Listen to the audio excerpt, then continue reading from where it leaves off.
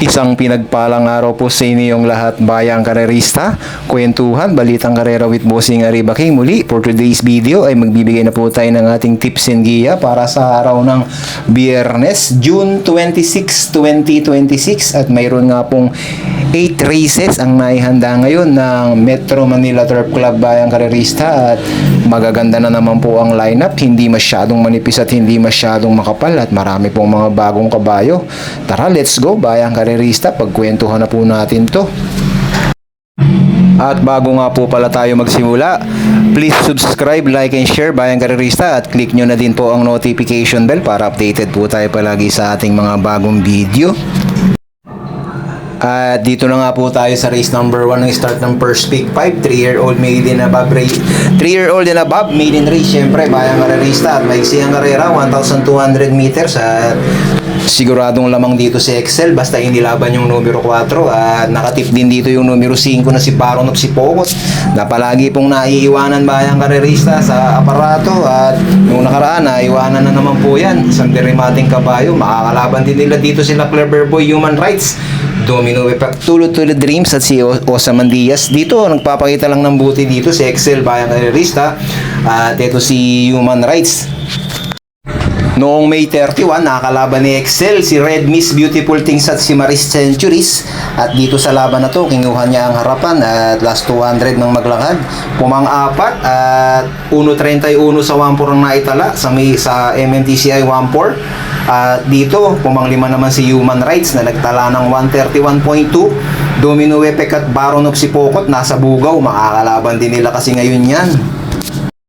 At noon June 9, muling tumakbo si Excel sa MMTCI 1,200 kung saan nalyamado silang dalawa ni Freedom Day ang lyamado, segunda si Excel at dito naiwanan si Excel bayang karerista at si Maris Centuries nga po ang nanalo, pangalawa si Pennsylvania, pangatlo si Freedom Day, pangapat si Excel at bugaw na naman po dito si Domino Effect at si Human Right pangalawa sa bugaw.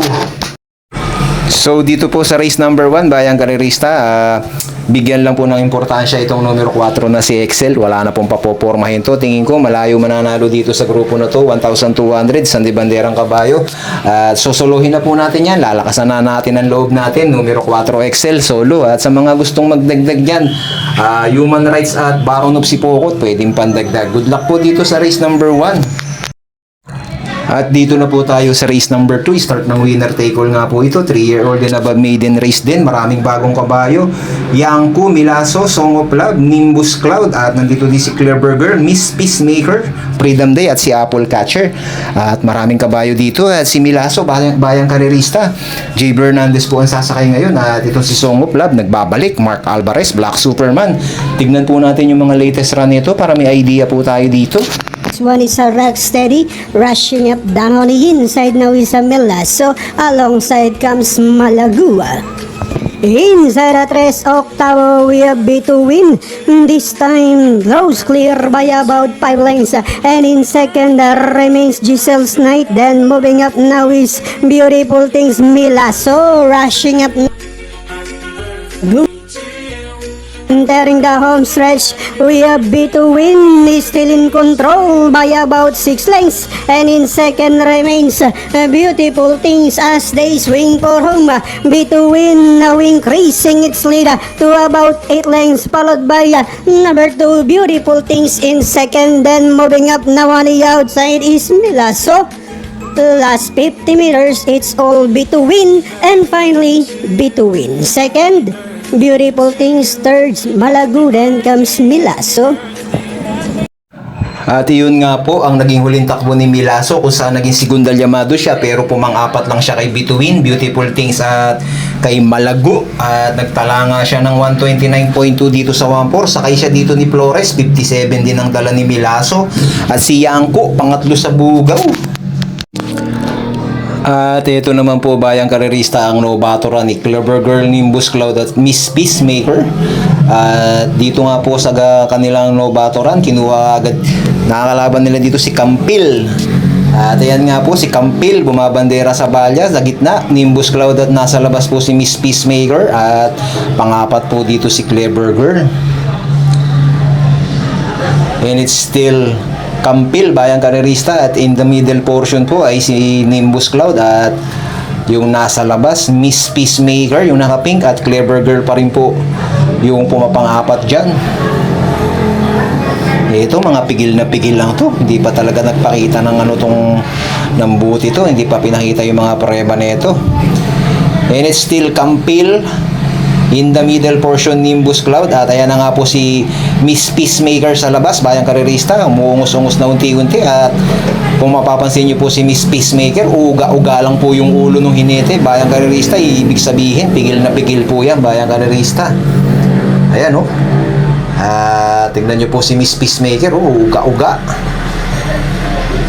Campil, at ayan na po, Miss Peacemaker yung pangalawa, at Nimbus Cloud at Clever Girl po yung pumang-apat dyan. At ito nga po ang kinalabasan ng kanilang novator noong June 9 sa MMPCI 1200. Nanalo nga po si Campil at pumangalawa nga po si Miss Peacemaker.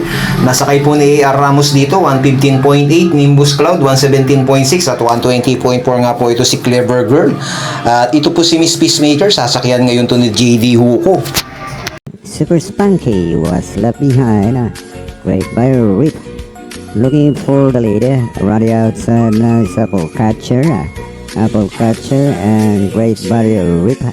Down in third is Lady Spot, down for the inside now is Victory, then followed by Calculus, and looking up Blueberry Bell. As they pass half mile, it's still Apple Catcher.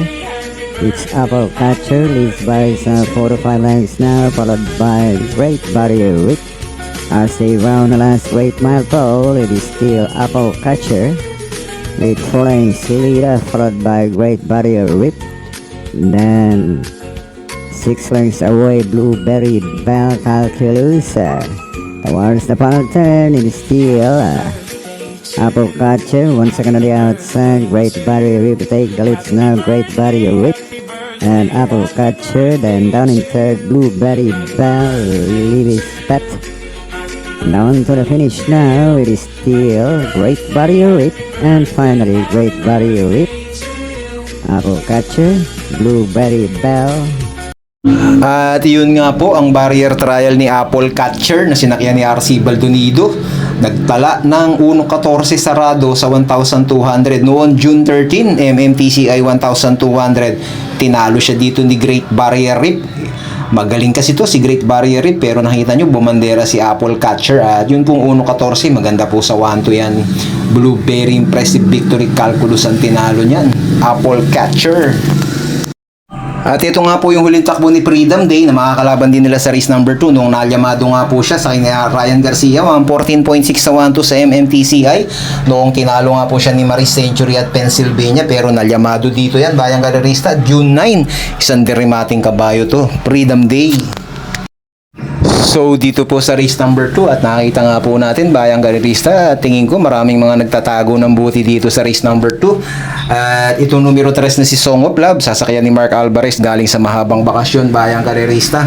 Dito first choice ko yung numero 6 na si Miss Peacemaker, bayang karerista, na mayroong 1.14 sa 1.15 sa kanyang novatoran, pero mukhang pigil na pigil, mukhang marami pa, bayang karerista. Numero 6 Miss Peacemaker, sakay ni JD Huko nga po. At second choice ko po yung sakay ni JB Hernandez, numero 2 na si Milaso. At tingin ko bayang karerista may gagawin dahil JB Hernandez ang sumakay ngayon. Alam nyo naman pag si JB ang sumakay, kahit papano nagugumento talaga yung kabayo. At isasama ko po third choice yung numero 7 na si Freedom Day, na kung sakali po na magkalutsahan sa harap ay pagkakataon po ni Freedom Day kahit na 1,200 makatuka sa meta. So dito first choice numero 6 Peacemaker, second choice numero 2 Milaso, third choice po natin yung numero 7 Freedom Day. Good luck po dito sa race number 2. Kayo na po bahalang magdagdag na yung mga kursonada pa. At dito na po tayo sa race number 3. Start ng first pick 642 to 56 split. Dito po meron po ako nakikita na dalawang medyo lamang sa grupo. First choice numero 4 Cluster, sakay po ni Jack Hammer ngayon, at yung numero 2 na si Lady Sabine, na tingin ko hindi lang po inilaban ng nakaraan pero nagpapakita na po ng magandang kondisyon yan si numero 2 Lady Sabine. So dito di na po ako magmamarmay sa race number 3. First choice, numero 4, cluster. Ito, huling tumalo dito, si Light from the East. Napakababa nito sa laban bayang karerista. At kukuhanin ko nga pong pamproteksyon dito, itong numero 2 na si Lady Sabi na nakikitaan ko din po ng magandang ikinikilos. 4-2 sa race number 3. Good luck po dito, bayang karerista. At dito na po tayo sa race number 4. Pick 5, bayang karerista, 42 to 56 split din. At dito yung numero 6 na si Buntay Shore, mababa na sa laban to. First choice ko yan, bayang karerista. Sa akin ni CB Garganta, Buntay Shore. At second choice ko po yung numero 4 na si Light from the East, na yan po yung muntik na masubsub nung nakaraan. Kalaban ni ano yan, The Best of My Love. At third choice ko dito yung numero 5, si Basket of Gold, na hindi iniiwanan ni John Alvin. So dito, tatlo ko. Race number 4, bayang karerista. Kayo na po bahala magdagdag na yung mga korsonada dito. First choice, numero 6, Buntay Shore. Second choice, 4, Light from the East. Third choice natin yung numero 5, Basket of Gold. Good luck po dito, bayang karerista, sa race number 4. At dito na po tayo sa race number 5. Simula nung favorite ng lahat, pick 4 at 42 to 56 split at isang anybody's race ito, bayang karerista. Phone trick, Axis Deviation, Gintong Hari, Galo Vingos, Life Gets Better, Whirlwind, Golden Opportunity at Sius Polarium. Pero dito, kung mapapansin natin, bayang karerista, ang nakatip dito yung numero 8 na si Spolarium. Tuhog sa tip, bayang karerista. Ano bang dahilan at natutuhog sa tip yan si Spolarium? Tignan po natin yung mga latest run na itong mga race number 5 na to. May 29, pangatlo si Spolarium kay Madre Taberna at Robotic Clay. Nagtala ng 129.2, sakay ni JM Storke. Spolarium. Noong June 10, tumakbo si Golden Opportunity, kung saan inabot nga po siya ni Bocaue Rivertown. 1.15 sarado, GG Serrano nakasakay. June 10, 1,200 SEM, MTCI din, Golden Opportunity. Noong June 9, tumakbo si Gintong Hari, MMTCI 1,200, kung saan ay pumangalawa nga po siya dito kay The Best of My Love. Nagtala ng 1.14 sarado, at panglima naman dito si Axis Deviation, na makakalaban niya ulit ngayon dito sa race number 5, Gintong Hari at Axis Deviation. Noong May 29, tumakbo si Phone Trick sa MMTCI 1,400 noong manalo si Beautiful Miss. Beautiful Liana pala to. Hakim, Guerrero Warriors Only Burn, at naging panlima si Phone Trick. 129 sarado ang naitala na ito. Makakalaban din kasi nila to sa race 5, Phone Trick. Life Gets Better noong June 10, panglima Kalabatang Cabrera at Sir William, Money for Gabriel, Sweet the Money, 116.6 ang naitala. Fifth placer, Life Gets Better.